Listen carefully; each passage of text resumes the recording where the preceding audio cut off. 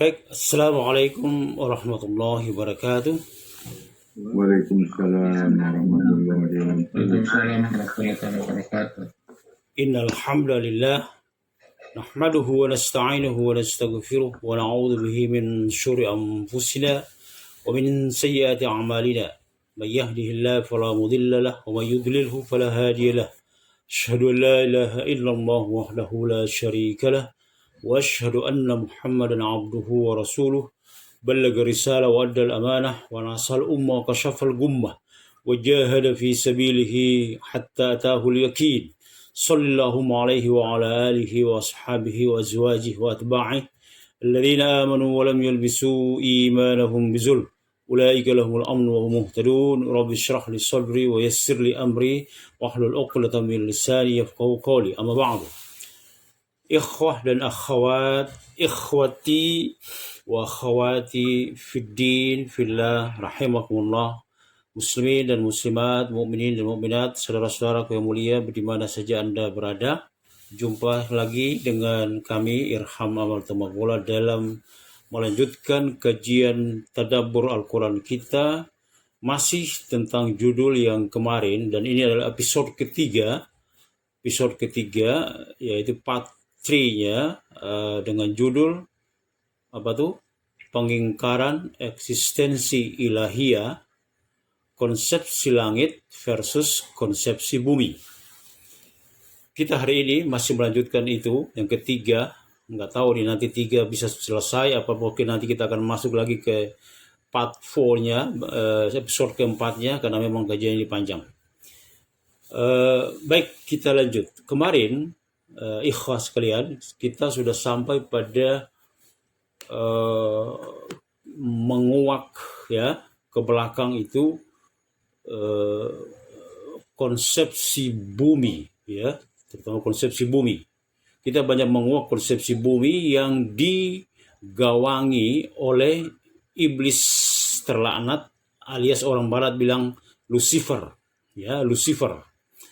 Jadi konsepsi bumi itu kalau kita lihat dari kacamata Al-Quran dan Sunnah, itu tidak lain di belakangnya adalah iblis. Gitu aja. Karena konsepsi bumi itu rata-rata itu punya warna yang sangat kental, yaitu apa? Pembangkangan dan keangkuhan. Itu ya, warna konsepsi bumi itu adalah membangkang dan angkuh. Itulah sifat dasar dari sang iblis, yang sifat itu langsung disematkan oleh Allah kepada sang iblis, yaitu aba wastakbara. Gitu kan? Wa idh qulna lil malaikati isjudu li Adam. Ingatlah ketika kami berfirman kepada para malaikat, usjudu li Adam, sujudlah kalian kepada Adam. Fasajadu, maka semua para malaikat itu sujud, illa iblis, kecuali iblis sang Lucifer. Dua sifat ini Allah sematkan kepada sang iblis, yaitu apa? Aba wastakbara. Aba membangkang, ogah, kemudian istakbara, angkuh dan sombong. Nah, jadi kita kemarin kesimpulannya konsepsi bumi itu diwarnai dengan dua sifat itu, membangkang dan angkuh. Ya, sekali lagi, membangkang dan angkuh itu sifat dasar dari konsepsi bumi. Mengapa? Lagi-lagi saya katakan tadi, karena di belakangnya digawangi langsung oleh sang iblis. Sebentar, ada yang mau bergabung? Ya, Pak Sugiono, ya silakan bergabung. Ya, kemudian kita lanjut sekarang. Konsepsi bumi itu sebagaimana yang kita bahas kemarin, itu kan dasar berpijak, kerangka berpikirnya itu kan materialisme, ya kan? Materialisme, yaitu benda. Materialisme berarti benda. Jadi pangkal daripada konsepsi bumi yang digawangi oleh iblis itu adalah materialisme, ya, materi. Jadi materi menjadi tolak ukur segalanya. Dari pangkal materialisme inilah iblis melancarkan isme yang lain. Ya, iblis melancarkan isme yang lain, izm yang lain. Maka lahirlah apa disebut dengan dari materialisme itu lahir kemudian apa yang disebut dengan imperialisme, ya, kolonialisme, ya, kemudian feminisme, sekularisme, dan isme-isme yang lain. Itu sebenarnya anak kandung dan cucu-cucu daripada materialisme yang digawangi oleh sang iblis. Itu review sejenak, ya, review murajaah sejenak ke belakang. Kita udah sampai kemarin pada titik itu. Sekarang kita mau lebih mengenal lalu konsepsi langit itu sendiri seperti apa. Ya, konsepsi langit itu sendiri seperti apa? Konsepsi langit sebagaimana yang saya singgung di depan, kan itu digawangi, disokong langsung oleh semua para nabi dan rasul. Kan gitu, ya. Konsepsi langit. Jadi kalau siapa yang menggawangi konsepsi langit? Tidak lain dan tidak bukan, yaitu para nabi dan para rasul. Nabi yang jumlahnya 120-an ribu, kemudian rasul yang jumlahnya 313 orang. Sampai kepada rasul terakhir. Nah, mereka semua ini menggawangi, mengemban amanah risalah langit, konsepsi langit kepada umat manusia. Nah, seperti yang kita ketahui dalam perjalanan mereka itu, mereka berhadapan dengan musuh yang berhadapan secara langsung, yaitu iblis dengan pasukannya, dengan budak-budaknya. Sang Lucifer dengan budak-budaknya berhadapan dengan para nabi, para rasul, para ulama, para mujahidin, ya, orang-orang yang mengabadikan ilmu dan hidupnya demi untuk dakwah Islamiyah. Hari ini insya Allah kita yang hadir dalam kesempatan kali ini, mudah-mudahan kita masuk dalam barisan panjang penerus para nabi dan rasul dalam rangka menyampaikan kalimat tauhid la ilaha illallah dan kalimat rasul syahadat Rasul Muhammad Rasulullah. Kita jangan ketinggalan, kita akan ambil bagian dalam bidang dakwah. Apapun peran kita, sekecil apapun peran kita, tetap diperhitungkan. Kita jangan mau kalah dengan seekor burung, hudhud. Hudhud itu hanya seekor burung yang beratnya itu mungkin kurang dari 1 kilogram. Tapi dia punya kepedulian terhadap dakwah. Bagaimana caranya? Dia melanglang buana kemana-mana, dia cari, adakah di negeri ini, adakah di bumi ini orang atau negeri yang menyembah selain Allah. Ternyata dia temukan. Itu peran seekor burung. Masa iya kita kalah? Ya, masa iya Irham, Pak Sugiono, kemudian Pak Ahmad Nawawi, Pak Haji Mabudin kalah sama seekor burung? Nah, sekarang pertanyaannya, apa peran kita? Itu PR-nya buat kita masing-masing itu. Kita mempertanyakan apa peran kita dalam dakwah. Jadi begini, kesolehan ketakwaan itu dua, Pak. Ada kesolehan ketakwaan pribadi, ya, pribadi vertikal, ada kesolehan sosial. Nah, orang dalam Islam itu, Islam menggarisbawahi, Al-Quran menggarisbawahi bahwa seseorang muslim yang prima itu, ya, yang sempurna itu, dia tidak hanya menyibukkan diri dengan kesolehan pribadi. Itu juga bagus. Kemudian dia melupakan kesolehan kepedulian sosialnya. Bahkan kalau kita periksa ayat-ayat Quran itu, antara ayat yang mengatur personal masing-masing dengan ayat yang mengatur sosial umum, itu banyakkan ayat yang bicara dengan hal-hal yang sosial. Ya, perbandingan seperti itu sebenarnya. Ayat-ayat Quran itu kalau kita perhatikan lebih banyak yang bicara tentang masyarakat, sosial, umum, community, dibanding dengan hal-hal yang sifatnya pribadi. Nah, itu yang kita sebut dengan din. Nah, kita mulai masuk sekarang. Itu yang disebut dengan din, ad-din. Jadi apa ini? Jadi konsep yang dibawa oleh langit itu adalah diikat oleh satu ad-din. Apa itu ad-din? Din itu sistem. Ya, din itu sistem. Saya melacak kata ad-din, kemudian kata Islam dalam Al-Quran, dan saya temukan ada puluhan tempat itu di mana ad-din itu mengacu kepada 4 makna. Ya, ad-din, ya. Jadi Islam sebagai ad-din. Islam sebagai ad-din artinya Islam sebagai sistem. Jadi kita harus melihat, berpikir dalam kerangka bahwa Islam itu sebuah sistem yang saling terkait. Gak bisa dipisah-pisah. Separate itu gak bisa. Islam itu gak mengenal separate. Gak bisa. Dipisah-pisah gak bisa. Islam itu merupakan satu kesatuan yang utuh. Nah, kesatuan yang utuh itu yang disebut dengan din. Nah, oke, mari kita lebih jauh. Mari kita perhatikan. Jadi mari kita bandingkan antara konsep bumi yang membangkang itu, ya, konsep bumi membangkang dengan konsep langit. Contoh, sejak bocah, ya, saya katakan sejak kecil, seorang ayah, kalau kita merujuk pada Al-Quran, sudah menanamkan nilai-nilai Islam, al-Islam sebagai sebuah sistem. Perhatikan ya, bahkan pemahaman keyakinan terhadap Islam sebagai sebuah sistem yang utuh sudah ditanamkan bahkan sejak anak itu masih kecil. Mana buktinya? Buktinya coba tengok di konsepsi pendidikan Islam yang dalam surat 31 surat Luqman. Coba kita perhatikan. A'udzubillahi samil alim minasyaitonir rajim. Bismillahirrahmanirrahim. Wa idh qala Luqmanu libnihi. Nah, sebelumnya surat Luqman ini surat 31 ayat berapa ya? Ayat 13 kalau nggak salah.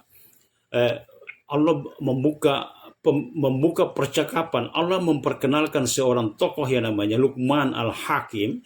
Beliau bukan nabi, bukan rasul, tapi seorang yang diberi hikmah. Nah, Allah berfirman begini, walaqad ataina Luqman al-hikmah. Sungguh telah kami anugerahkan kepada Luqman itu al-hikmah.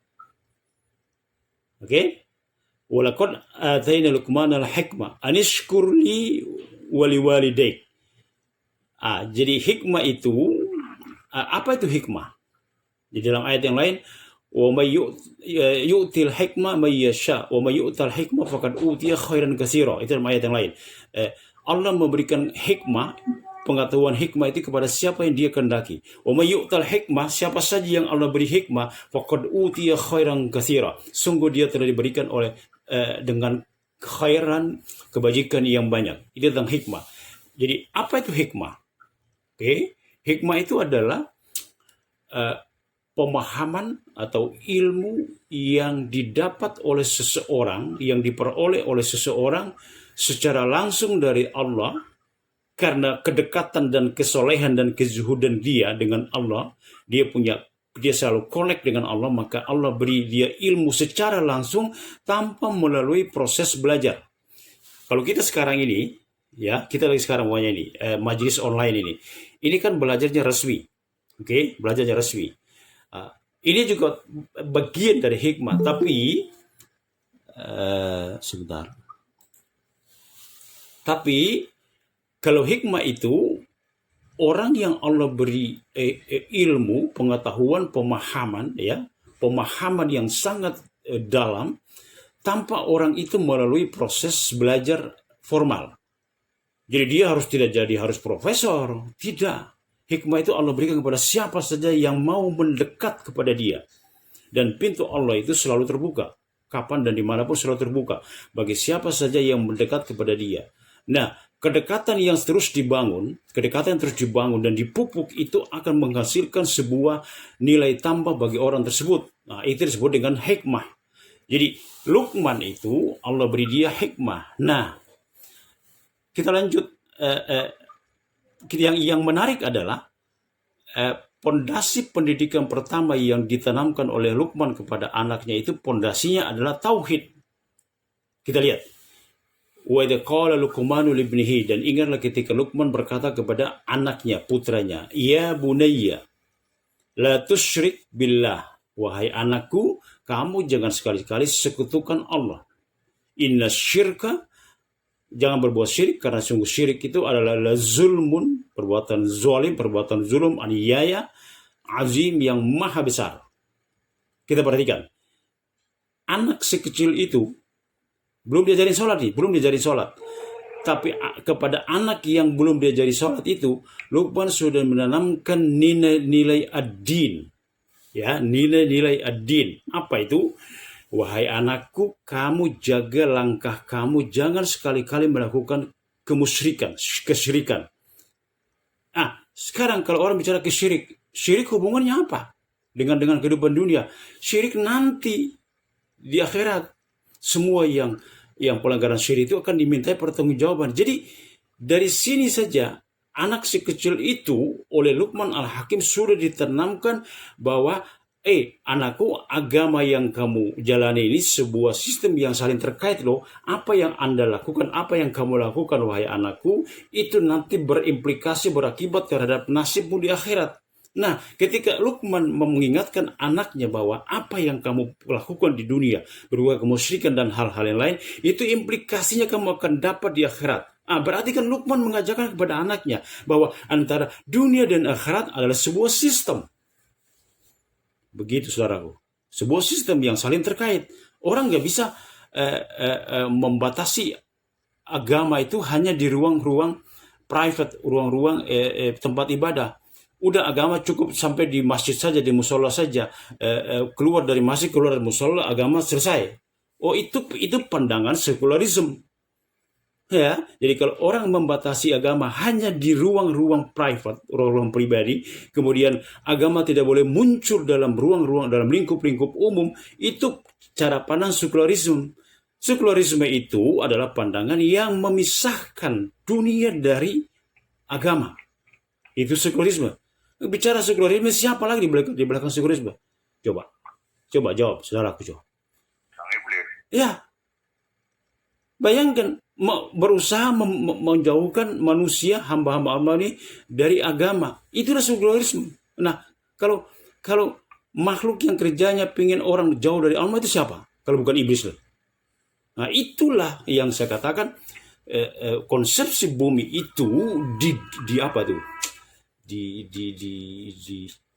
dikangkangi ya, kalau pakai bahasa begitu ya. Dikangkangi oleh sang iblis, sang Lucifer. Nyaris semua konsepsi bumi itu dikangkangi oleh iblis.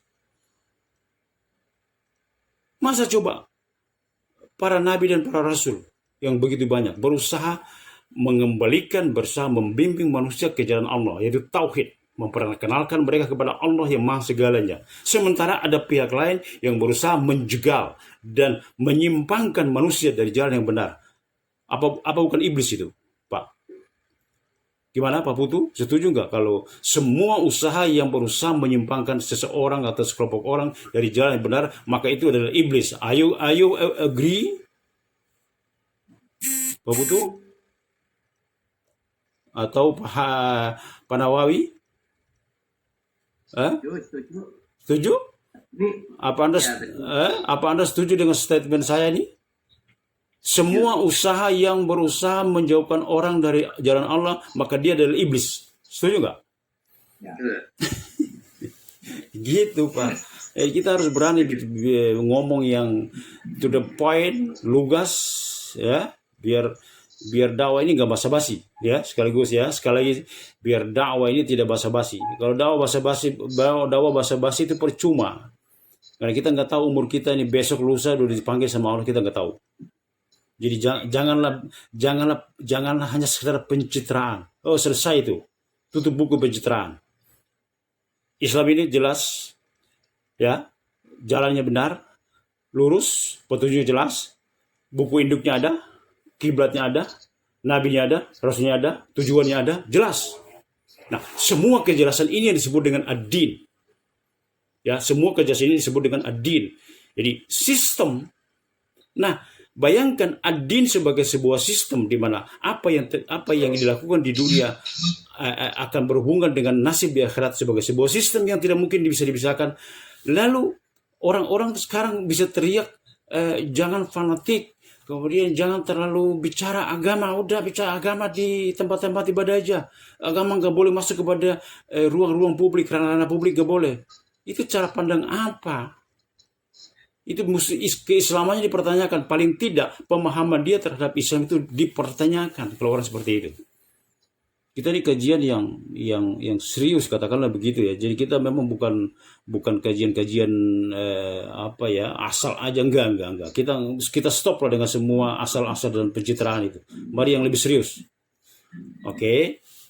Nah, sampai di situ jadi Islam sebagai ad-din, ya. Jadi Islam itu kan kalau dalam bahasa Arab itu kan secara bahasa ya, Islam itu kan maksud dari aslama yuslimu. Oke. Aslama yuslimu Islam. Jadi aslama yuslimu itu artinya tunduk dan patuh. Al-khudu wal inqiyad. Jadi Islam secara etimologi, secara lugat, secara bahasa itu artinya tunduk dan patuh. Itu Islam. Ya, tunduk dan patuh. Nah, sementara Allah katakan walahu aslama man fis samawati wal ard. Kepada dia siapa? Allah. Itu aslama, tunduk patuh semua yang ada di langit dan di bumi. Para malaikat yang jumlahnya itu subhanallah hanya dia yang tahu. Dibandingkan dengan kita manusia di bumi, apa artinya? Mereka itu yang perkasa-perkasa itu semuanya tunduk dan patuh kepada Allah. Lalu kita manusia makhluk kecil, gak punya daya kekuatan, mau tepuk dada apa? Yang gede-gede saja sana, makhluk-makhluk yang besar-besar itu, yang izam, ya al-makhlukat al-izam, makhluk-makhluk yang besarnya kayak apa itu saja tunduk patuh. Lalu kita manusia masa mau pasang dada, mau angkuh, mau nepuk dada? Nah, itu. Jadi Islam itu artinya tunduk dan patuh. Oke? Nah, kemudian din itu adalah sebuah sistem. Jadi ketundukan dan kepatuhan ini diikat oleh sebuah sistem. Ya, ini kita biar paham nih. Diikat oleh sebuah sistem. Sistem itu disebut dengan ad-din. Makanya ketika orang kafir di zaman Nabi Muhammad itu perang Uhud atau perang Badar saya lupa tuh, mereka ngajak kepada Rasulullah supaya hai Muhammad, udah deh kami ini nggak tahan dengan kecaman kamu terhadap Tuhan kami. Begini aja deh, bisa gak kita buat deal? Sehari kami nyembah Tuhanmu, nanti besoknya kalian menyembah Tuhanku. Jadi timbal balik. Hari ini kami menyembah Tuhanmu, besok kamu menyembah Tuhanku. Begitu, itu tawaran. Tawaran itu kan campur aduk. Nah, tawaran dari Quraisy itu ditolak oleh ayat Qul ya ayyuhal kafirun.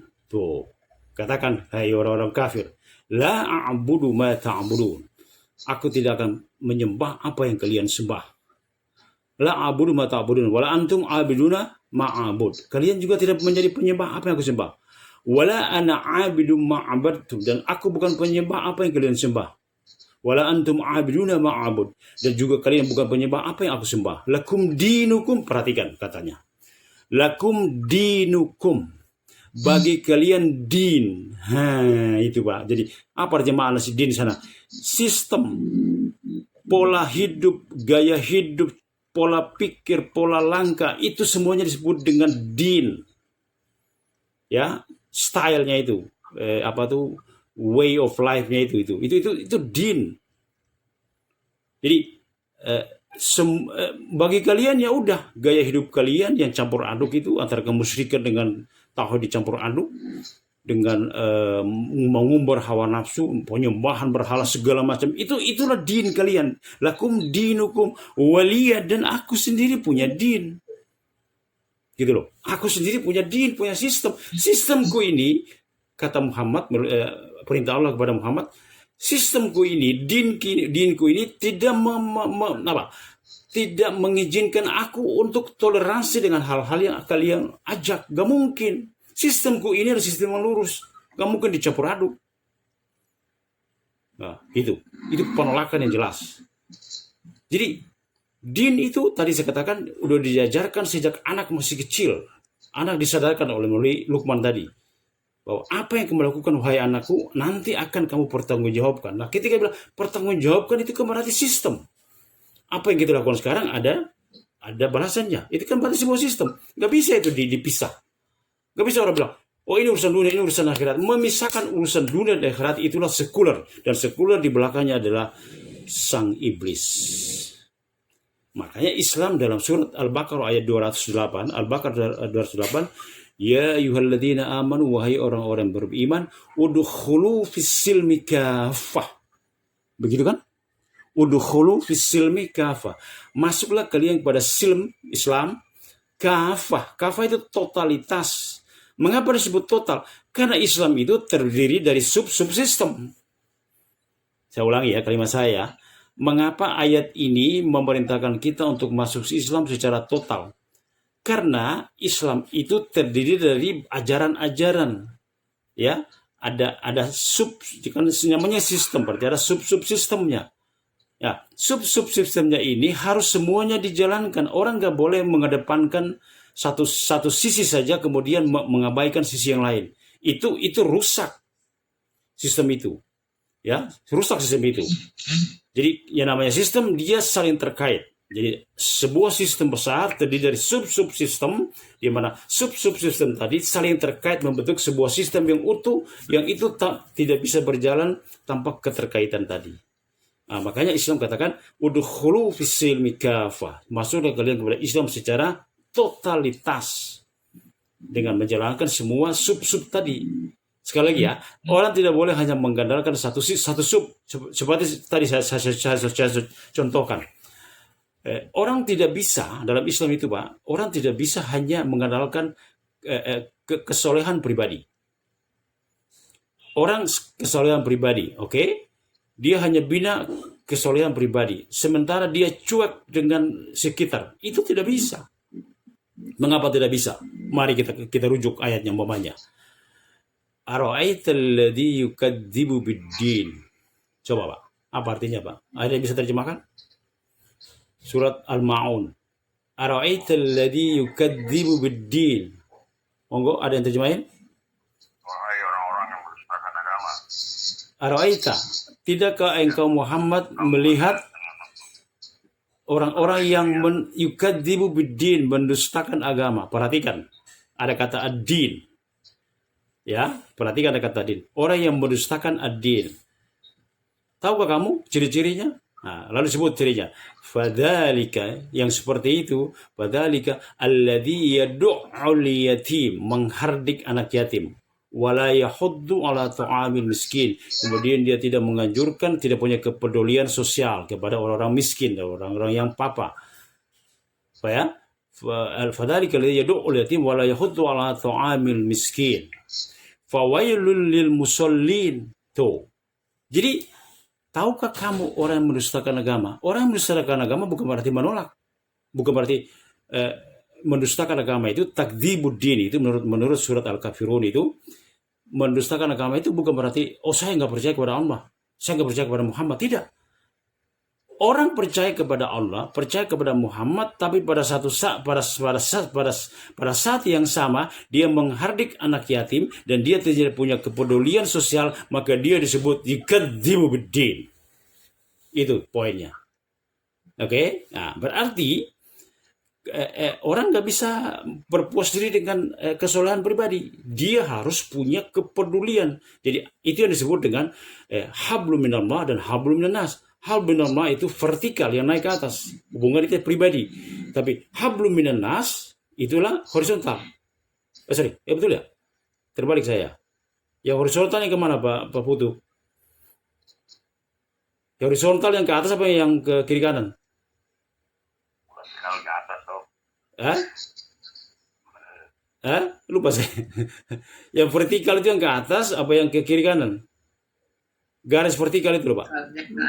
Vertikal ke atas. Oke. Jadi iya, vertikal ke atas kan. Jadi orang tidak boleh hanya mengkhususkan dirinya dengan urusan vertikal. Gitu loh. Dia salah terus dia ngaji terus, tapi ada tetangganya lapar dia diem, cuek amat. Nah, itu nggak benar begitu. Ya, makanya Nabi bilang, kamu makan kenyang, tetanggamu lapar, kamu musimmu dipertanyakan tuh. Gitu ya. Karena Islam itu sebagai sebuah jasad, ya syuddu ba'duhum ba'dan. Sebuah jasad, sebuah tubuh yang saling syuddu itu saling menguatkan ya, saling menyokong. Jadi di ayat ini jelas bahwa mendustakan agama itu bukan berarti nggak percaya kepada Allah dan Rasulnya, tidak. Tapi menghardik anak yatim dan tidak punya kepedulian sosial, itu disebut dengan yukadzibu bid-din, mendustakan agama. Kan berarti jelas tuh ayat di sini. Betapa Islam itu punya perhatian besar terhadap hal-hal yang sifatnya sosial. Maka tadi saya katakan kan, masih ingat, kalau kita perhatikan ayat-ayat Quran itu lebih banyak bicara tentang community, sosial, masyarakat, mengatur masyarakat umum. Dan lebih ayat-ayat yang berhubungan dengan pribadi itu lebih sedikit. Bayangkan, jadi Islam yang begini hebatnya mau coba dikerdilkan, ya, mau dicoba dikerdilkan dengan paham-paham seperti sekularisme, macam-macam itu, anak cucunya sang iblis itu, konsepsi bumi itu. Bagi orang yang sudah tercerahkan dengan Quran, mana bisa itu? Hei, kita katakan kepada mereka semua itu, kami Islam itu sudah lengkap. Say to them, Islam is complete. Islam itu lengkap, kami nggak butuh. Katakan, kami nggak butuh dengan semua isim-isim kamu tuh, nggak butuh. Panduan kami jelas dari dunia sampai akhirat, mulai dari bangun tidur sampai tidur lagi, itu panduan kami jelas. Oke, mulai dari bangun tidur beraktivitas sampai dengan tidur lagi, Islam semua udah ngatur. Islam nggak butuh. We don't need you anymore.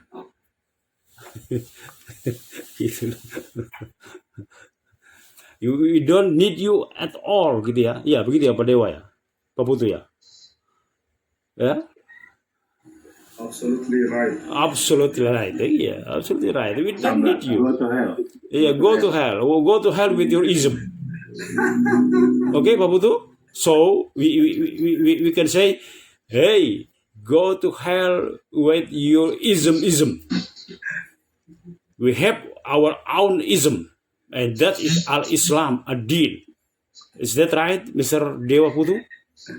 Yeah, that's correct. Okay. That's correct. We have a system. Then it's a very, Dini system is very, Yeah. We have a system. And Yeah. it's Okay. correct. Yeah, Okay, correct. We have a system, correct system. Not like the system, okay? Nyambung dikit dengan orang sana tuh. Oke, sampai sini saya persilakan kalau ada tanggapan. Sebelum ya. Saya ada tanggapan ini, ada yang hadis mengatakan bahwa kita hubungannya bahwa kita merasakan manisnya iman. Betul. Apabila kita lebih menyayangi Allah dan Rasul daripada yang lain. Betul. Termasuk keluarga kita atau mungkin masyarakat. Betul.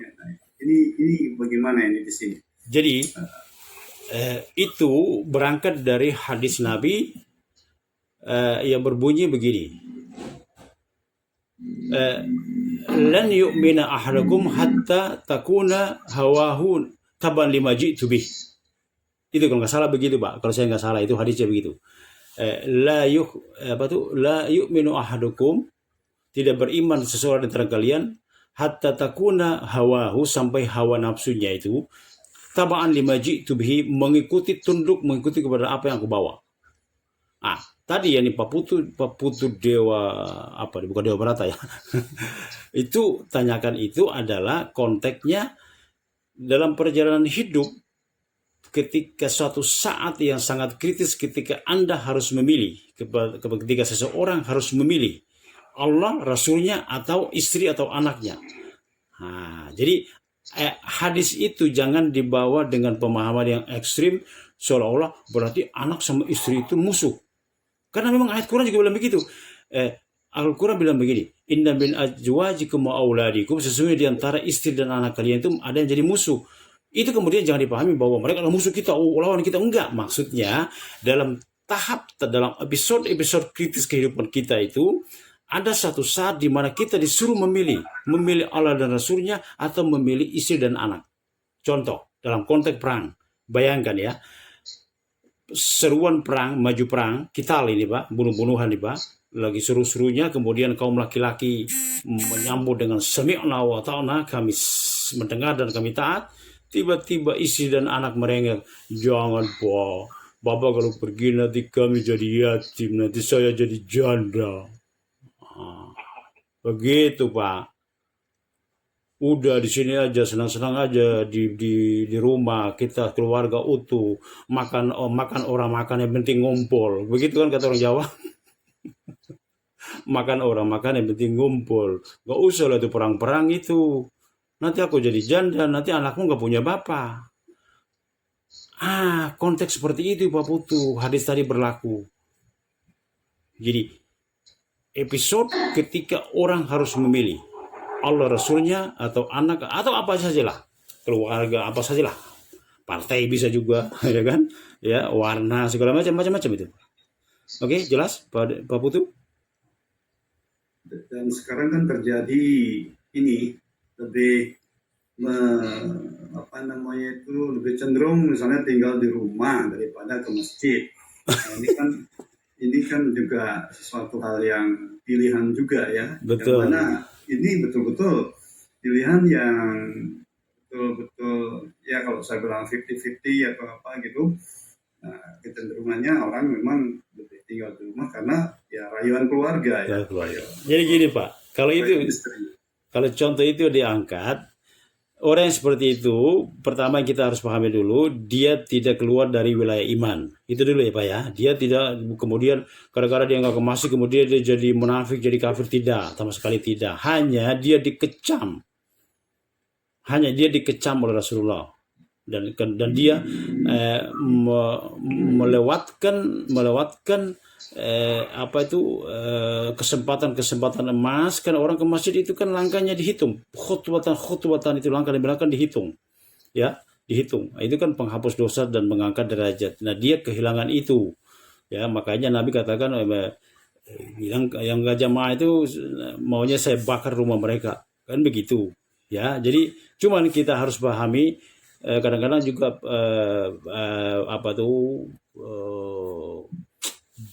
menjudge orang terlalu keras juga, gara-gara dia nggak ke masjid kemudian dibilang kafir, munafik. Nah itu kebangetan juga, nggak boleh. Ada batas-batasnya. Islam itu mengajarkan batas-batas, ya. Batas-batas itu yang disebut dengan hudud, ya. Hudud itu batas-batasan hukum-hukum, ya, rambu-rambu. Nah itu kita harus tahu. Makanya bagaimana tahunya? Ya begini diantaranya dengan taklim seperti ini, kita membuka wawasan tentang ajaran-ajaran agama. Jadi kita menjalankan Islam itu berdasarkan tahu, bukan karena katanya begitu. Al-ilmu qabla al-amal, kata Imam Syafi'i kalau nggak salah ya. Ilmu itu sebelum amal. Kalau amal setelah ilmu itu lebih banyak bahayanya. Kalau amal tanpa ilmu, amal duluan tapi tanpa ilmu itu lebih banyak bahayanya. Mestinya ilmu dulu baru amal. Dan yang bagus ya dua-duanya jalan. Ilmu jalan, amal juga jalan. Itu lebih lengkap. Oke, Pak Putu? Clear ya? Ada lagi? Ya, Pak siapa nih? Waalaikumsalam. Pak Joni ya? Sebentar, kurang jelas suaranya ya. Pak siapa ini? Joni Alfonso. Oh iya, silakan ya. Ya, ada kaitannya dengan surat Al-Kautsar. Surat Al-Kautsar ini kan dikhususkan kepada Nabi Muhammad. Betul. Bahwa inna a'toina kal-kautsar. Sesungguhnya kami telah memberimu Muhammad nikmat yang banyak. Ya. Nah, kaitannya dengan orang-orang yang bertakwa. Al-Kautsar di sini, apakah itu juga merupakan hikmah, ilmu dari Allah langsung kepada orang-orang yang bertakwa? Artinya seperti Nabi Muhammad, Allah sudah menjamin dengan segala keilmuannya, maka dunia itu kecil sebetulnya. Betul. Karena Allah sudah memberikan Al-Kautsar. Dalam arti kalau di sini karena ada istilah, ada artinya bahwa telaga surga. Tapi sebetulnya telaga surga itu di dunia ini juga diberikan Allah kepada orang-orang yang kata Pak Ustadz tadi adalah diberikan hikmah karena ketakwaannya. Betul. Ada hubungannya kan antara surat Al-Kautsar dengan orang-orang yang takwa di dunia ini. Oke, baik Pak Joni saya jawab. Jadi Kautsar kalau secara khusus spesifik ya dia merujuk kepada haud, telaga Kautsar yang Allah siapkan khusus buat Muhammad. Telaga dengan semua kenikmatannya itu. Jadi telaga khusus buat Nabi Muhammad itu secara fisik. Tapi Kautsar secara ilmu, secara bahasa itu, ini sebentar ada yang mau masuk. Setiawati Ahmad Syabat ya. Ya. Jadi Kausar secara katanya, kausar itu kan Pak Joni dari kasura yaksuru, artinya banyak, kasir. Maka orang bilang syukran kasir, itu kan banyak apa? Very much ya, thank you very much kan? Kasir itu very much. Jadi secara bahasa dia memang sebenarnya tidak membatasi. Jadi inna a'tainakal kausar, sesungguhnya kami, kata Allah, telah berikan kepadamu, munya Muhammad, al-kausar, nikmat yang sangat banyak. Nah, nikmat itu tidak harus berbentuk fisik. Dia bisa juga pemahaman tadi yang kita bahas, yang hikmah. Jadi nikmat itu banyak. Ya kan? Ya, nikmat itu banyak. Bisa fisik, bisa non fisik. Jadi kalau dikaitkan dengan al-hikmah tadi, masuk aja Pak Joni, sah-sah saja. Bahwa hikmah itu juga bagian dari, jadi sesungguhnya kami telah berikan kepadamu, berarti al-kausar itu kita terjemahkan secara lebih luas, tidak hanya berlaku untuk Nabi Muhammad, kita ambil secara umum ya kan? Kalau Muhammad dalam bentuk al-kausar, dalam bentuk fisik, telaga, itu fisik buat dia. Tapi secara umum, itu kan sebenarnya kita semua ini sudah banyak mendapatkan al-kausar. Begitu Pak Joni? Pak Joni? Ya, kita udah banyak dapat al-kausar. Iya. Ya kan? Pak Joni tadi tinggalnya di Tanah Tinggi, sekarang bisa tinggal di sini. Itu kan bagian dari al-kausar, Pak. Begitu kan? Banyak sekali. Jadi benar tadi, Pak. Ciptakanlah al-kausar di sekitar kita. Begitu. Ya, Pak Joni, bisa jelas itu? Ya, terima kasih, jelas Pak. Oke, lanjut. Siapa lagi? Saya Pak Ustaz. Ya, siapa nih? Pak Wahyu ya? Assalamualaikum Pak Ustaz. Waalaikumsalam. Pak Wahyu ya, betul ya? Iya, makasih. Iya, Pak Wahyu. Ya, monggo. Tadi Pak Ustaz menyampaikan bahwa Luqman itu bukan nabi, tapi orang yang diberi hikmah oleh Allah. Kok kurang jelas ya Pak Wahyu suaranya? Kenapa? Suaranya kurang jelas. Coba ulangi. Tadi Pak Ustaz menyampaikan Luqman itu bukan nabi, tapi manusia yang diberi hikmah oleh Allah, dan sehingga tanpa belajar ilmu formal bukan ilmu itu ya Allah. Betul, iya. Nah kalau manusia yang hidup di zaman sekarang ini apakah ada seperti Luqman gitu? Oke. Atau mungkin seperti wali-wali ini? Gini Pak. Itu aja? Ya. Oke. Dengarkan. Ini pertanyaan yang menarik. Hikmah. Pertanyaannya Pak Wahyu. Hikmah itu kan Allah contohkan berikan kepada Luqman kan? Itu contoh kasusnya Luqman. Contoh kasus. Tapi Pak Wahyu, lihat ayat yang lain yang bicara tentang hikmah. Tadi kan Pak Wahyu bertanya, apakah orang biasa bisa mendapatkan hikmah? Saya jawab dengan tegas, bisa. Exactly yes. Absolutely yes. Oke? Jelas bisa. Mengapa? Kenapa? Karena bukankah Allah berfirman, yu'til hikmah mayyasha. Perhatikan ya. Ini ayat Quran, cuma saya lupa nih, surat apa nih. Yu'til hikmah limayyasha. Allah beri anugerahkan hikmah kepada siapa yang dia kehendaki. Perhatikan lupa kata man. Man itu dalam bahasa Arab itu sifatnya umum. Tidak terbatas kepada orang-orang tertentu. Buktinya Luqman, dia bukan nabi, bukan rasul, tapi Allah beri dia hikmah. Itu adalah tergiban itu apa ya?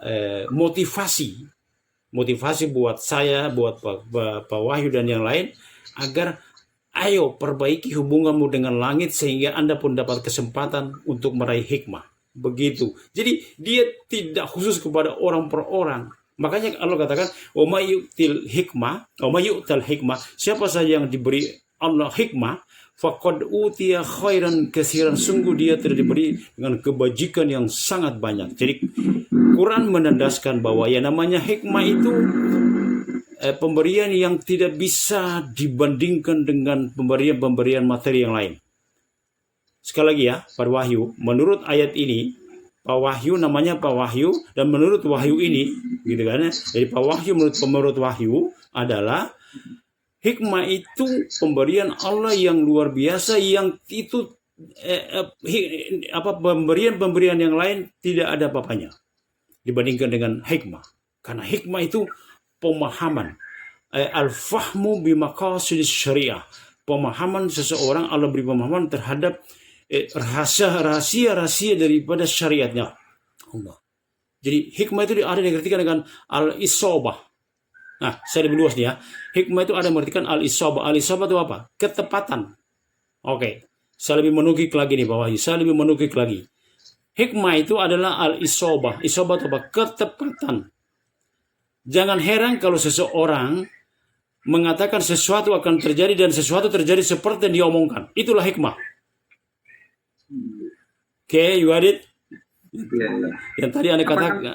Sekarang ini Pak wali-wali itu Ustaz. Jangan sebentar. Kalau bicara wali nanti ya bicara bisa jadi boleh bisa berupa wali. Tapi hikmah itu kepada siapa saja. Jadi begini Pak Wahyu, Allah itu memberi kesempatan kepada semua makhluknya tanpa terkecuali untuk menjadi mulia di hadapannya. Perhatikan, Allah membuka kesempatan seluas-luasnya kepada semua makhluknya untuk menjadi mulia di hadapannya. Di hadapannya, bukan di hadapan makhluk, bukan di hadapan partai. Begitu loh. Sekarang orang kan membuang agamanya, menjual agamanya demi partai. Partai adalah segala-galanya. Demi partaiku persembahkan jiwa dan ragaku. Otakmu itu loh. Ya, gimana? Pak Wahyu, you got it? Pak Wahyu? Saya masih bingung ini apa namanya tadi ada orang yang diberi hikmah itu kan yang saya anggapnya diberi ilmu kan, misalkan apakah ilmu syariat atau apa, nah itu begini. Kita nggak boleh Pak Wahyu menyampaikan. Pak Wahyu, oke saya paham. Pak Wahyu, betul saya katakan tadi Allah memberikan hikmah kepada siapa saja, tapi itu ada koridornya, ada rambu-rambunya. Kalau orang gak sholat, gak puasa, segala macam maksiat, tapi kemudian dia ngaku dia dapat hikmah, dia dapat ilmu apa tuh, nggak perlu sholat, nggak perlu apa, eling doang, mengaku hikmah, itu omong kosong. Jadi hikmah dipandu dengan syariat. Pak Wahyu, perhatikan bahasa saya. Hikmah dipandu dengan syariat. Ketika seseorang melanggar syariat secara lahiriah, itu jelas pelanggaran. Nggak usah percaya walaupun dia bilang wali dari mana, dari langitan, nggak dari mana, omong kosong, nggak usah percaya. Kenapa? Karena juklah kita, petunjuk pelaksana kita itu Quran dan Sunnah. Semua yang bertentangan dengan Quran dan Sunnah kita nggak ikut. Nah, jadi kalau ada orang mengaku saya dapat hikmah, dia dapat ilmu ini, dia bisa begini, tapi perbuatannya itu melanggar syariat, omong kosong, bullshit itu. Oke, saya ngomong belak-belakan aja nih. Pak Putu ketawa, senyum-senyum itu saya bilang belak-belakan. Iya gitu kan?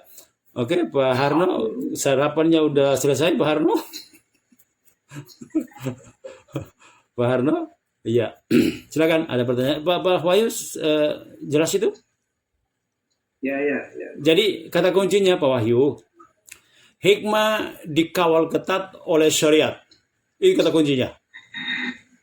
Apa tadi? Ulangi, Pak Wahyu. Hikmah dikawal ketat oleh syariat. Iya, hikmah dikawal ketat oleh syariat. Oke?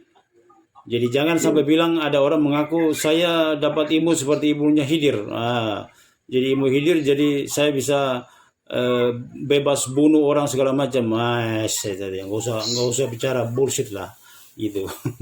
Gitu ya. Kenapa? Saya bilang tadi hikmah dikawal ketat oleh syariat. Jelas nih ya? Jelas. Oke, ada lagi pertanyaan? Mr. Sugiono, are you this question? Sugiono? Sudah cukup, benar. Ya. Pak Sugiono, nggak ada suaranya nih. Pak Sugiono, Anda dari kemarin ada masalah dengan mic Anda ya, Pak Sugiono, tolong diperbaiki. Pak Sugiono, ya. Ustaz, ini tambahan saja. Apakah seruan Allah kepada Bani Israel itu juga bisa untuk kita juga? Pak, yang namanya Quran itu bicara umum. Jadi ketika Quran bicara tentang Bani Israel itu jangan kita menganggap bahwa ini hanya berlaku kepada Bani Israel. Ketika kita melakukan hal yang sama yang serupa dengan Bani Israel, berarti kita pun serupa dengan mereka. Itu kembali kepada kaidah di tafsir, al-ibar bi umumil lafzi la bi khususis sabab. Itu kaidahnya, Pak. Al-ibrah bi umumil lafzi la bi khususis sabab. Pelajaran penting, pembelajaran itu diambil dari keumuman lafaz, bukan diambil dari sebab khusus yang melatar belakangi turunnya sebuah ayat. Got it? Saya ulangi. Pembelajaran itu diambil dari keumuman lafaz, bukan diambil dari sebab khusus yang melatar belakangi turunnya sebuah ayat. Dalam hal ini Bani Israel. No. Kalau seseorang melakukan hal yang dilakukan oleh Bani Israel, ya dia sama dengan Bani Israel. Mirip-mirip. Begitu. Oke? Pak Dewa? Oke. Iya. Thank you. Jelas ya? Thank you. Syukron. Afwan. Ada pertanyaan lagi? Pak, lu mana pertanyaannya? Atau dari Halmahera? Ya, kalau sudah ada lain dari Kecamatan Motong, Kabupaten Parigi Motong, ingin bertanya kalau sudah tidak ada yang lain. Ya, silakan. Oke. Yang lain bisa dengar ini pertanyaan suara dari Palu nih, bisa dengar? Kurang jelas, Pak. Coba ulangi. Iya. Assalamualaikum. Ada kajian ya. Ya, nama saya dari Kabupaten Parigi Motong, Provinsi Sulawesi Tengah. Sementara ini berdiam di Kecamatan Motong. Ya. Jadi, sekali lagi Assalamualaikum semuanya. Mudah-mudahan Allah memberkahi apa yang kita dengar pada pagi hari yang terakhir ini, kajian-kajian yang luar biasa. Saya lanjut ke Ustaz. Assalamualaikum Ustaz. Ya, waalaikumsalam. Lanjut. Ya. Saya ikuti kajian kurang lebih 30 menit ini, Mas Allah. Menurut hemat saya untuk kajian yang kurang lebih 30 menit ini membutuhkan waktu tersendiri untuk perenungan lebih detail lagi. Kemudian insyaallah pada kajian yang ini akan saya tanyakan pada kesempatan yang akan datang. Kesempatan kali ini saya ingin kembali ke belakang pada kajian yang lalu terkait dengan penyingkaran eksistensial ilahiyah, jadi konsepsi langit versus konsepsi bumi. Di kajian yang lalu Ustaz ada menjelaskan tentang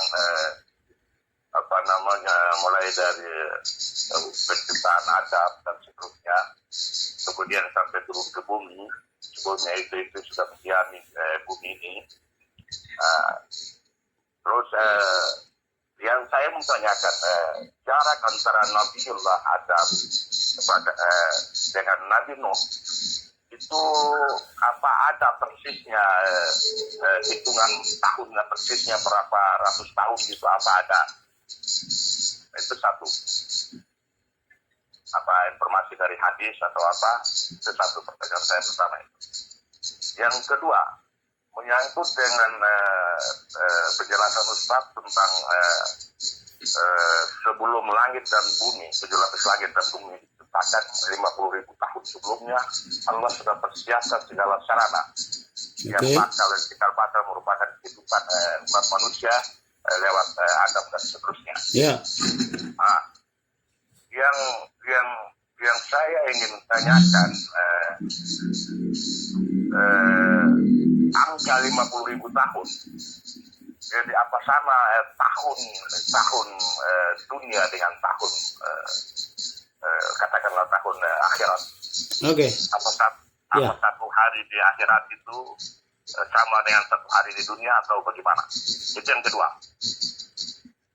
Yang ketiga, yang terakhir untuk sementara, yang ketiga, Ustaz pernah menjelaskan bahwa cikal bakal kehidupan umat atau bangsa-bangsa di dunia ini adalah sekelompok orang atau segelintir orang, beberapa puluhan orang yang diselamatkan Allah lewat Safinah Bahtera atau kapal Nabi Nuh.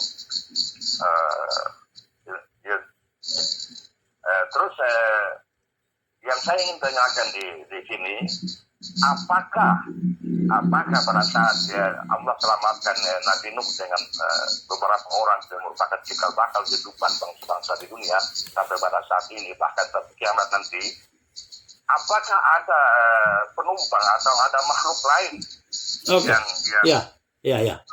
Tiga pertanyaan ya. Tiga pertanyaan ya. Oke, saya sudah tangkap. Saya bertanya dulu kepada oke, makasih. Yang lain dengar tadi pertanyaannya? Ya, yang lain bisa dengar? Dengar, Ustaz. Iya. Oke. Ya. Pak Ali Usman masih gabung? Masih Ustaz. Oh ya, bagus. Begini. Jadi 3 pertanyaan dari Abah dari Palu ya, Motong Utara, Palu. Itu Ustadz di sana. Punya murid ratusan orang sana ya.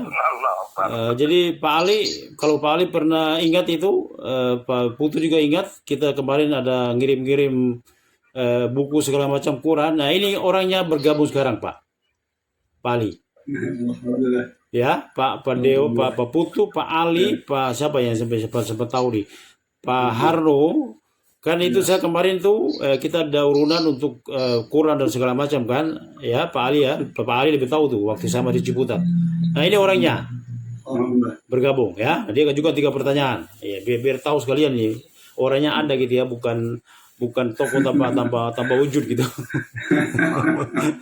Gitu ya, orangnya ada gitu loh Pak. Ini orangnya gabung sekarang, namanya Abah. Oke, 3 pertanyaan. 1, apakah ada jarak angka yang disebutkan oleh Nabi? Jawabannya ada. Perhatikan. Dari Ibnu Abbas, hadis resmi yang bersumber dari Ibnu Abbas. Jarak antara Nabi Adam dengan Nabi Nuh itu asyratu kurun. Perhatikan. Anda catat nih, kalau bisa. Jarak antara Adam dengan Nuh itu asyratu kurun. Asyratu kurun artinya 10 abad. 10 abad berarti berapa tahun, Pak? 1000 tahun. 1000. Oke. Pintar. 10 abad. Asyratu kurun. Ini hadis ya. Jadi jarak antara Adam dengan Nuh itu 10 abad alias 1000 tahun. Kemudian jarak antara Nuh dengan Ibrahim juga 1000 tahun, 10 abad. Ini angka nih muncul dari lisan Nabi nih.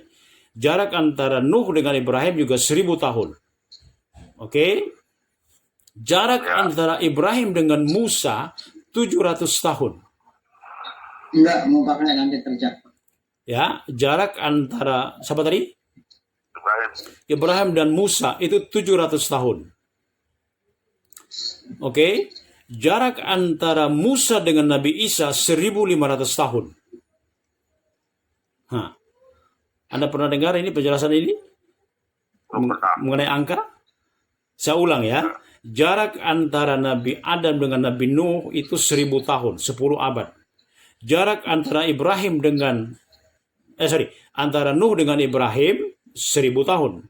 Jarak antara Ibrahim dengan Musa 700 tahun. Jarak antara Musa dengan Nabi Isa alaihissalam 1500 tahun. Dan yang terakhir, jarak antara Nabi Isa alaihissalam dengan Nabi Muhammad sallallahu alaihi wasallam 600 tahun. Jelas itu? 600 tahun. Jadi, umpamanya contoh, Nabi Nuh itu dia lahir setelah Adam meninggal 120-an sekian tahun. Jadi, setelah Nabi Adam meninggal, umurnya 1000, kemudian 120 tahun kemudian itu lahirnya Nuh. Nah, antara Adam dengan Nuh itu ada 2 nabi. Ya, setelah Adam namanya Shis. Shis itu tidak ada dalam Quran, adanya dalam hadis. Perhatikan ilmu ya. Nabi Shis itu tidak ada dalam Al-Quran disebut, tapi ada dalam hadis sahih namanya Shis. Shis itu Pak. Apa sekali lagi Shis ya, shin ya sa. Shis. Shin ya sa. Shis. Itu dia lahir setelah peristiwa pembunuhan terhadap Qabil membunuh Habil. Oke? Qabil membunuh Habil. Betul kan? Nah, Shis itu artinya hibatullah. Hibatullah artinya Nabi Adam menamai putranya itu dengan Shis, itu artinya hibatullah. Hibatullah itu artinya giving of Allah. Giving of Allah, pemberian Allah. Ya, jadi Shis itu artinya hibatullah, artinya giving of Allah, pemberian Allah. Mengapa pemberian Allah? Karena dia lahir setelah siapa tuh? Qabil terbunuh oleh siapa? Habil. Betul ya? Habil terbunuh oleh Qabil. Betul ya? Habil terbunuh oleh Qabil. Oke ya.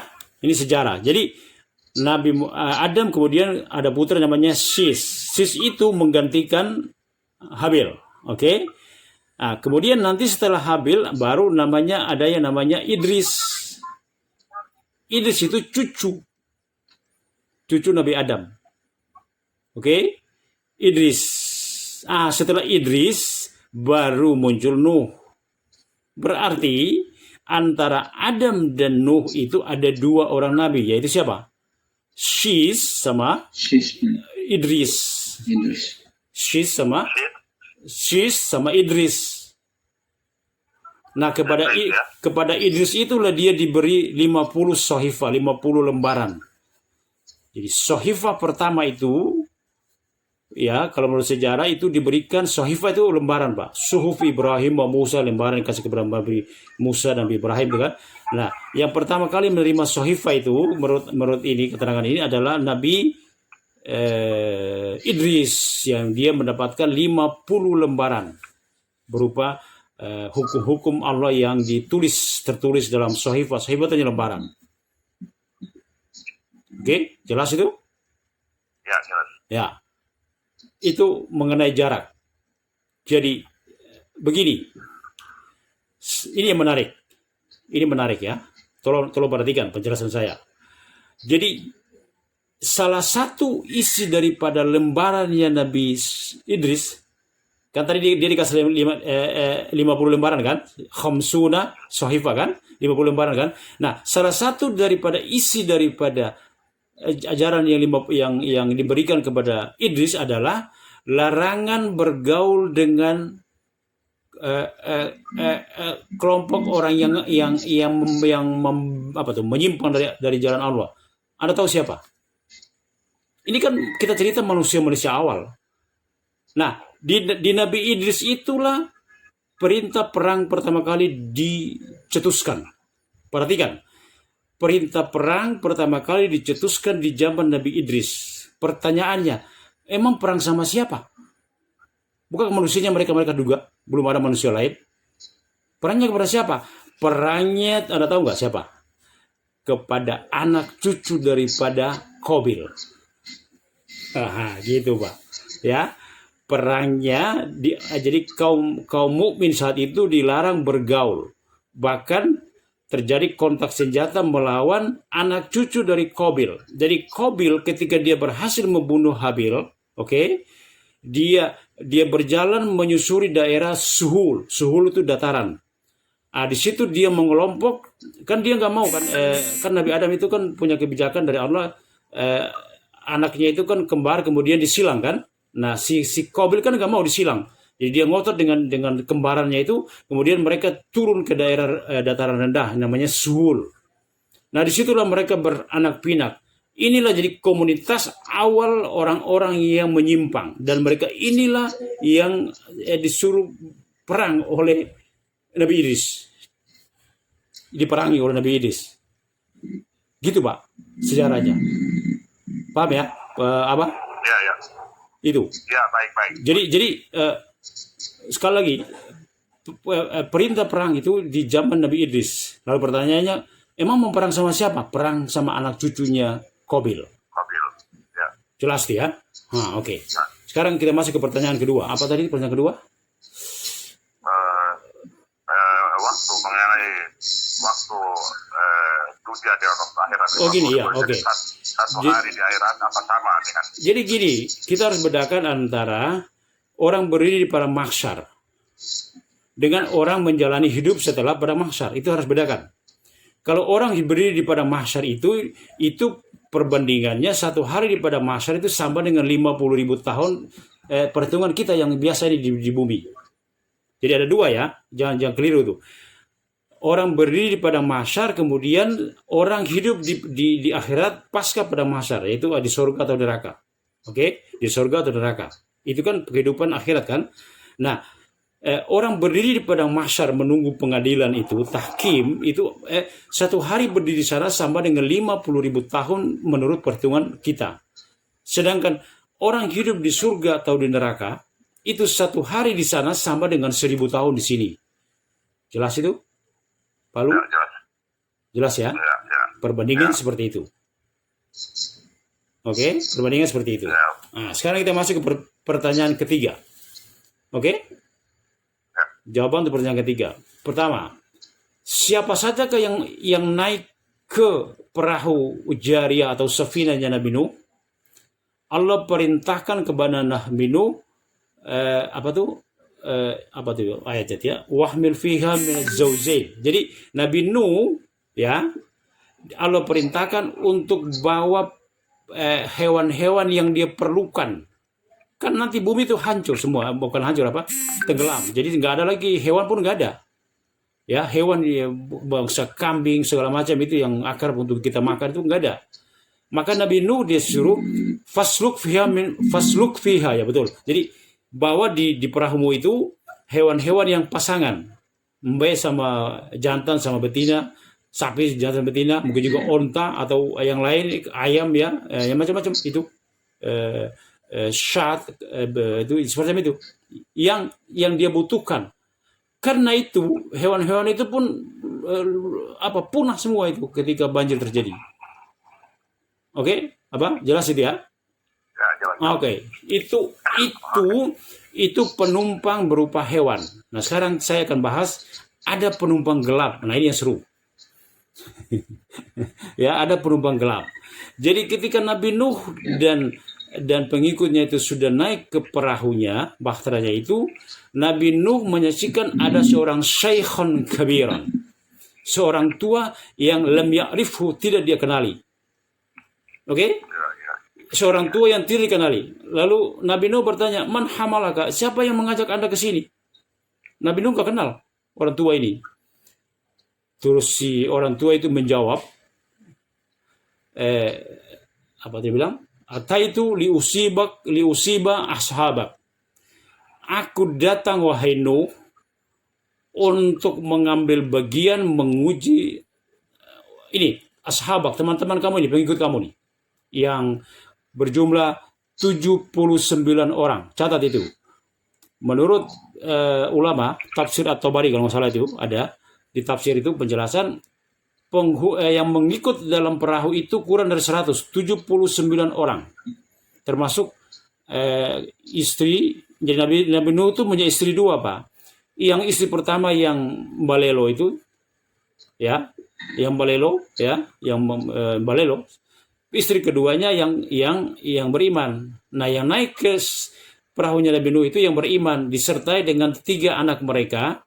Karena Nabi Nuh itu punya anak 4. Yang satu namanya Kan'an itu yang tenggelam karena dia nggak mau diajak. Yang ikut ke dia itu 3. Oke? 3 anak Nabi Nuh yang ikut naik. Nah, jadi 3 anak ditambah istri-istri mereka.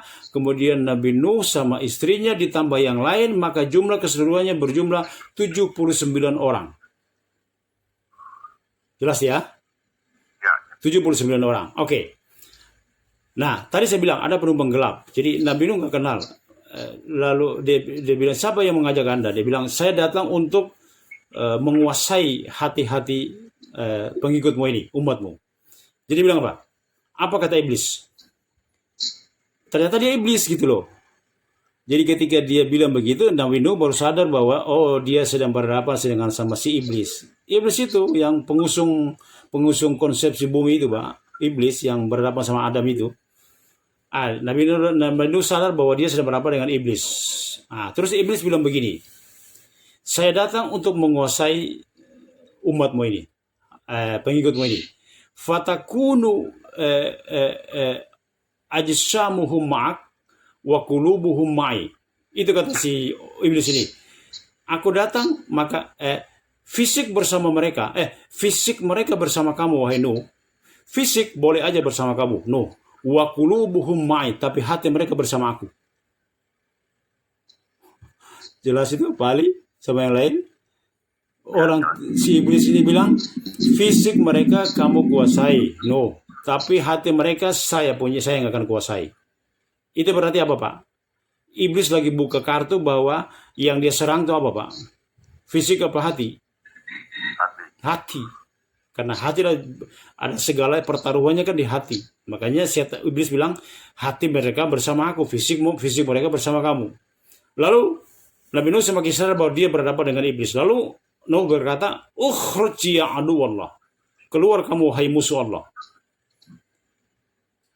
Keluar kamu wahai musuh Allah. Ukhruj anta ya aduwallah. Si iblis bilang begini. Dia minta jangan diusir, dia minta tetap bersama mereka. Ya kan? Tapi sebagai balasannya, jangan usir saya, tapi saya akan kasih kamu ilmu. Sebagai balasannya, iblis bilang, khamsun, ada 5 perkara, kata iblis, sebagai apa tuh? Timbal balik karena dia tetap bisa di situ. Ada 5 perkara yang dengan 5 perkara itu manusia sama jin binasa. Ya, manusia sama jin binasa. Tapi saya, kata iblis, akan memberitakan kamu, wasa'ukhbiruka bisalah. Saya hanya memberi kamu 3, yang 2-nya enggak. Jadi bilang, ada 5 yang membuat jin dan manusia itu binasa. Tapi saya akan memberitahu kamu yang 3, yang 2 enggak. Oke? Nah, lanjut. Tapi Allah kemudian perintahkan kepada Nuh, murhu liyuhaddiska bilisnatain. Nuh, kamu nggak butuh yang 3. Perintahkan dia supaya perintahkan dia supaya memberitahumu justru yang 2. Ini yang apa masih ikutnya? Palu? Masih? Halo? Halo? Palu? Halo? Halo? Palu? Bisa? Halo? Iya, halo, ya. Oh ya, jadi kan 5, tapi Nabi iblis bilang saya akan beritahu kamu hanya 3. Lalu Allah beritahu kepada Nuh, ya Nuh, murhu liyuhaddiska bilisnatain. Wahai Nuh, justru suruh dia supaya mengatakan kepadamu, mengabar kepadamu yang 2 yang disembunyikan. 2 yang disembunyikan. Lalu Nuh minta kepada sang iblis, justru saya minta yang 2 yang kamu sembunyikan. Yang 3 saya sudah tahu.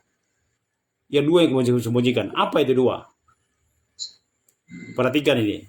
Ini pengakuan belak-belakan dari seorang iblis. Bukan seorang ya. Makhluk iblis. Terlanat. Apa dia bilang?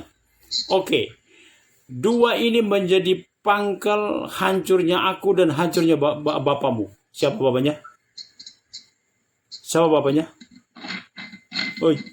Siapa bapaknya? Adam maksudnya. Jadi 2 ini yang mau saya kasih tahu sama kamu, Nuh.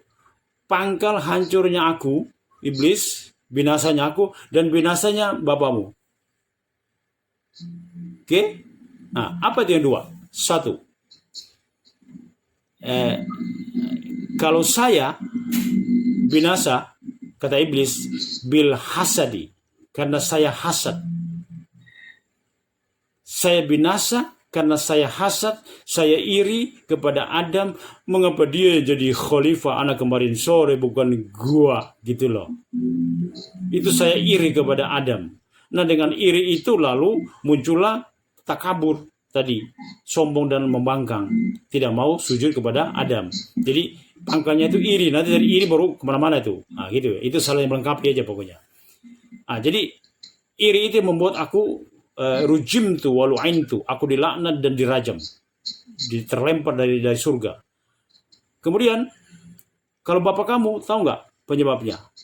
Dia binasa karena hirs. Apa tuh hirs? Tamak. serakah. Ini bukan kita jelek-jelekan Bapak kita Adam ya, tapi Adam itu dia celaka pangkalnya karena dia tamak. Apa maksudnya tamak? Dia tamak karena dia tergoda dengan provokasi iblis bahwa, "Hei Adam, tahu nggak kamu berdua sama istrimu ini?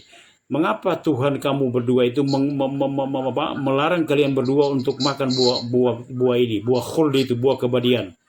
Tahu nggak kenapa? Sebab kalau kalian berdua makan, maka kalian berdua akan berubah jadi malaikat.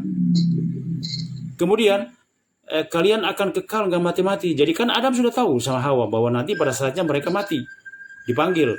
Iblis memprovokasi bahwa kalau kalian makan buah ini, justru kalian akan jadi malaikat dan kalian jangan mati-mati. Nah, Adam sudah tahu. Adam sudah dikasih tahu bahwa umurnya 1000 tahun. Dia tahu tuh bahwa umur dia 1000 tahun tuh Adam sudah tahu. Provokasi iblis ini membuat dia tergoda untuk umurnya lebih panjang lagi. Nah, tergoda untuk umur panjang itu disebut al-hirs, tamak. Sementara Allah katakan, kalian berdua boleh makan nikmati semua yang ada di jannah surga ini, tapi jangan pernah wala taqraba hadhihi syajarata fatakuna minaz zalimin. Jangan pernah kalian berdua mendekati saja, nggak boleh apalagi makan pohon ini. Kalau kalian lakukan itu, maka kalian akan termasuk orang-orang yang zalim. Begitu. Selesai. 1 jam 28 menit. Bagaimana? Palu? 3 pertanyaan dan saya udah jawab. Jelas. Clear? Clear. Clear ya? 3 pertanyaan dan 3 jawaban.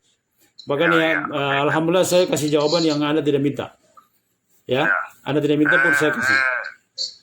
Saya cross check pulang Oke. Satu hari pasca padang mahsyar, artinya setelah sidang padang mahsyar itu sudah ada yang masuk ke neraka. Satu hari di akhirat itu sama dengan 1000 tahun di dunia kan? Betul. Oke.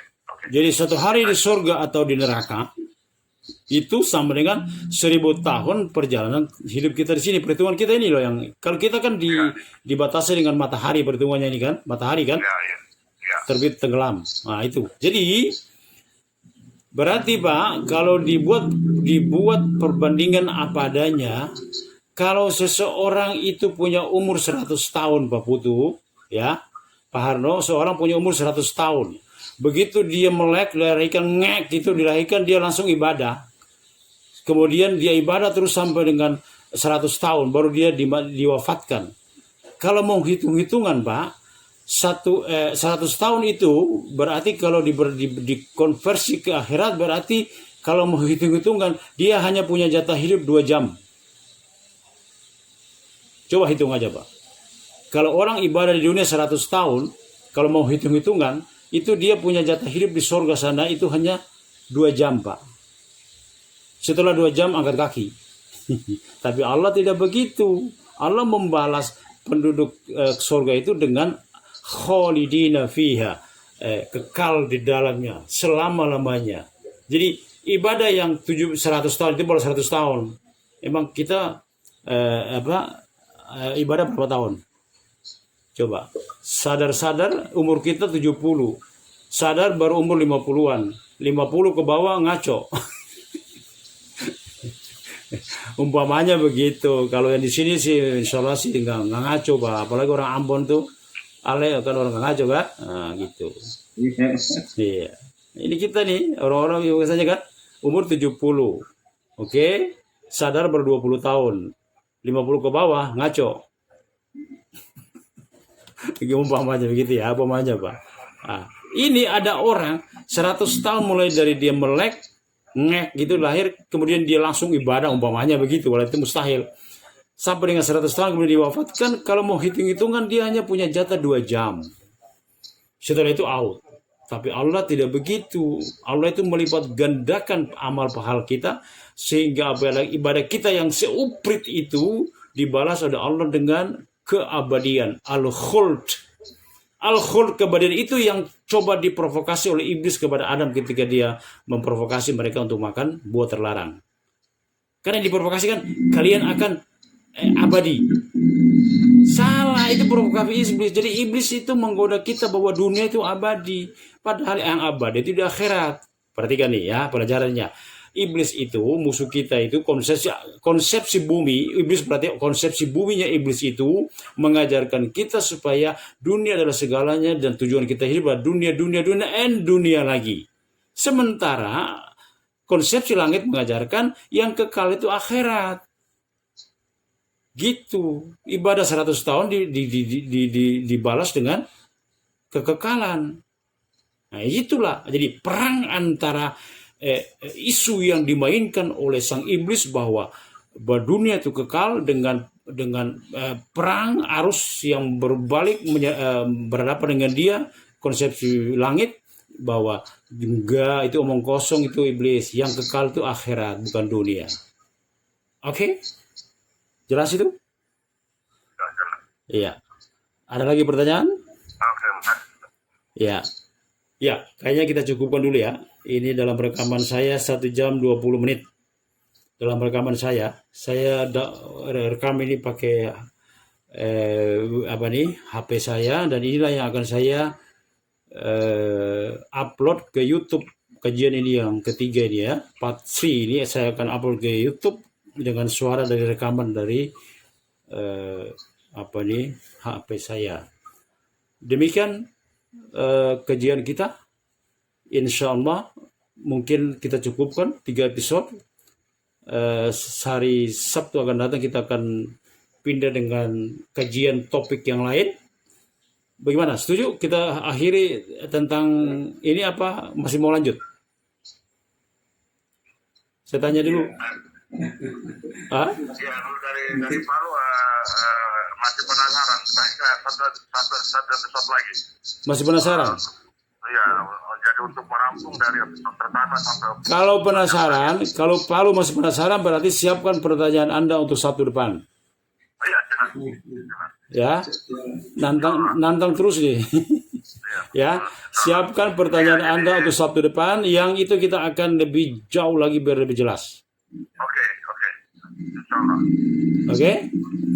Ya, untuk kali ini sekian. Oke, berarti Sabtu depan kita masih dengan episode keempat sebagai episode pamungkasnya, yang itu mungkin kita akan banyak menjawab pertanyaan-pertanyaan. Demikian ya. Summary-nya. Oke, summary-nya, ringkasannya. Summary itu orang Arab bilang mulakhas. Ya, kalau Dewa bilang summary, orang Arab bilang mulakhas. Apa? Mulakhas ya, ringkasan. Oke. Demikian kajian kita pada pagi hari ini, mulai jam 6 sampai jam 8 insyaallah kurang. Benar dari Allah, salah dari kami pribadi, dan kita tutup dengan kafaratul majlis. Subhanakallahumma bihamdik, asyhadu an la ilaha illa anta, astaghfiruka wa atubu ilaik. Assalamualaikum warahmatullahi wabarakatuh.